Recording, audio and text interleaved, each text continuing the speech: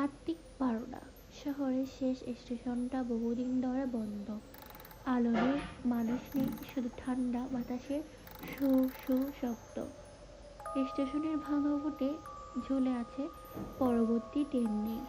তবুও সেই দিন হঠাৎ করে মাইকে ঘোষণা এলো, শেষ ট্রেন আসছে, প্ল্যাটফর্ম নম্বর 1। রাহাত নামে এক যুবক থমকে দাঁড়িয়ে গেল। স্টেশন তো পরিত্যক্ত, তাহলে এই ঘোষণা কোথা থেকে এলো?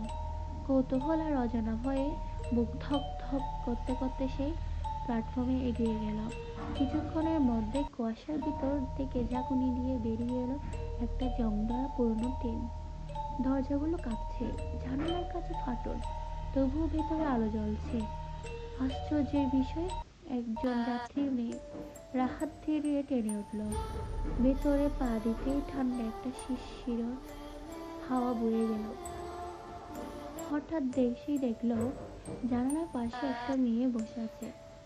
সাদা শাড়ি, লম্বা চুল, মুখ ঢেকে লাগে, ঠোঁট জ্বলছে। রাহাত কাঁপা গলায় বলল, আপনি একা? মেয়েটা কোনো উত্তর দিল না, শুধু ধীরে ধীরে মাথা তুলল। হাসিতে কোনো কথা নেই, মৃত চোখ। মেয়েটা ফিসফিস করে বলে, তুমি ভুল ট্রেনে উঠেছ। ঠিক তখনই ট্রেনের সব আলো নিভে গেল।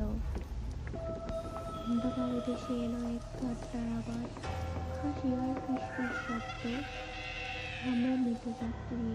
রাহাত চিৎকার করতে গিয়ে তার গলা দিয়ে কোনো আওয়াজ বের হচ্ছে না। সেই দূরে গিয়ে এক ভাঙা আয়নার সামনে দাঁড়ালো। আয়নায় তাকিয়ে তার বুকটা ধক করে উঠল। তার নিজের বুক নেই, শুধু ফাঁকা আর অন্ধকার ছায়া। তখনই সেই বুঝে গেল সেই অনেক আগেই মারা গেছে।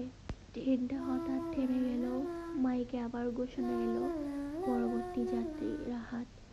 অন্ধকারের ভিতর দিয়ে ধীরে ধীরে মিলিয়ে গেল সেই রাহাত। ট্রেন থেকে নামতে তার পুরনো সব কথা মনে পড়ে গেল। কিভাবে তাকে মেরে ফেলা হয়েছিল, কিভাবে সুন্দরী মেয়েটি তাকে ফাঁসিয়েছিল।